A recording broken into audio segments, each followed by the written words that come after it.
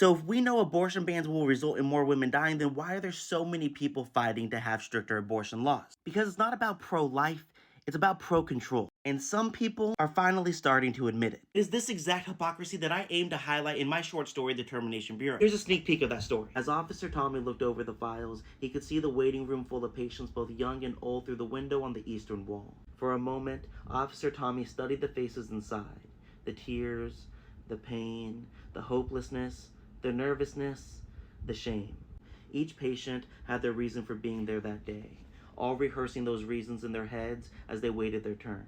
Whenever the door to the waiting room opened, the room went immediately quiet, every whisper hushing.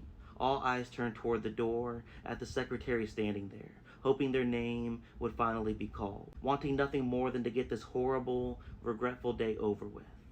"Jocelyn Adams," said the secretary. The 13-year-old girl stood, her big pregnant belly nearly knocked over the little kids playing in front of her. She stepped over a couple of babies as she made her way toward the door. The secretary looked her up and down disgustedly as she watched this little kid approach her. The secretary showed Jocelyn Adams to office number 3, where inside sat the moral advisor assigned her case. He was a tall man, a slender man, an old man. "Sit," he said, without looking up. Jocelyn sat in the chair across from him. She grabbed her application from her ripped-out backpack, setting it gently on the table. Jocelyn tapped her toes anxiously as she watched him flip a page. Her head started to pound. The fetus swayed inside. A few pages later, the moral advisor stopped suddenly. "It seems," he said, "you have neglected to get the signature from the man who has impregnated you. According to the law here in the state of Florida, a pregnant girl or woman is not permitted to sell her baby without written permission from the man who impregnated her. I am afraid I cannot approve your application."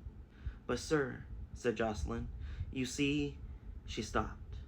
A tear rolled down her cheek. She averted her eyes from the moral advisor whose judgment was piercing her skin. She found a nice piece of carpet below to focus on instead. "You see," she continued, "the man who impregnated me is, well, it was my father. And he refuses to sign." The moral advisor grabbed the handbook from the shelf behind his desk. He flipped through the pages with familiarity. When he found the page he needed, he turned the book to Jocelyn and pointed at the 7th line on the left page. As she looked at the words, the moral advisor rehearsed them from memory. "It matters not who the man is, whether he be a blood relative, a rapist, a liberal, an atheist, a retard, or all of the above. If he is an American citizen, then it is his right to choose what becomes of his unborn child. The woman he impregnates is simply the carrier of his property, not the owner or decider of what happens to it."